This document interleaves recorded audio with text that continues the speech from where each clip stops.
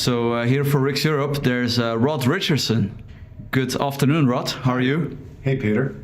Well, you're for a long time already a great campaigner for more sensible climate policies. Yeah. So could you maybe tell a bit more about that? What you're actually trying to promote? Sure. I am the co-chair of the Climate and Freedom International Coalition. We pull together free market think tanks to think about a free market approach on climate.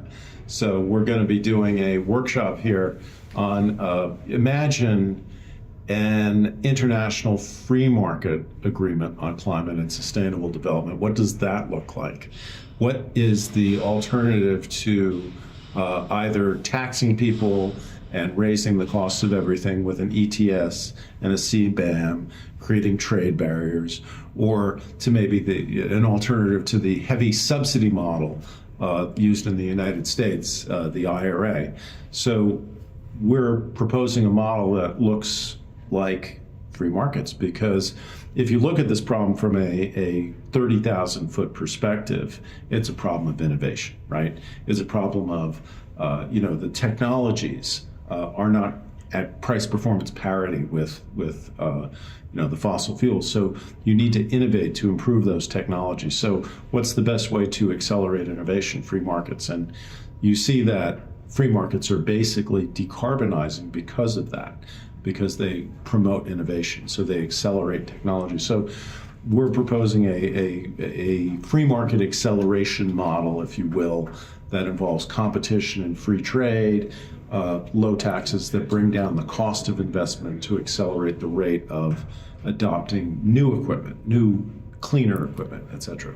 So, all right, great. And obviously the current policies do not seem too sympathetic to that. In the European Union, it's all about more taxes, more regulations for climate policies.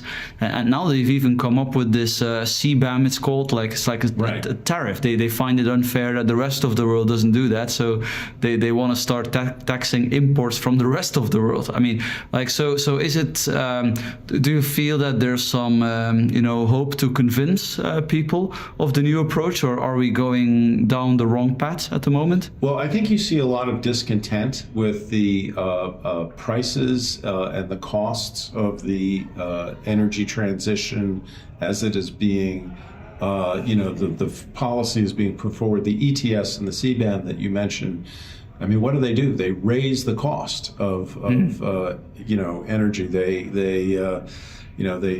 They create these artificial market mechanisms that distract companies from their core business, and suddenly you have them involved in unproductive activities, and then you're creating subsidies off the back of the ETS that are distorting the market further. So this is a massively non-free market way to go that imposes barriers. It raises the cost. It creates, deindustrialization, degrowth, and ultimately offshoring of emissions, which are then re-imported, raising the emissions even higher. It's a massive policy failure. I mean, indeed, the CBAM is an admission of policy failure. Europe has shot itself in the foot with the ETS, and now their solution is what? To shoot everybody else in the foot? Really? But still, to maybe perhaps there's some hope, because you were also in Dubai at one of the COP conferences. I don't know, COP 195 or something.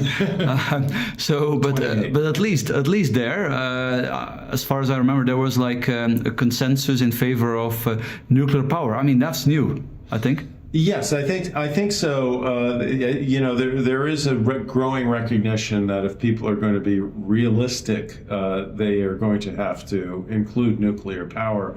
The challenge with nuclear is that so many people really want to do nuclear socialism, right? Yeah. However, there are people who want to move forward with private competitive nuclear, and that's probably the right way to go.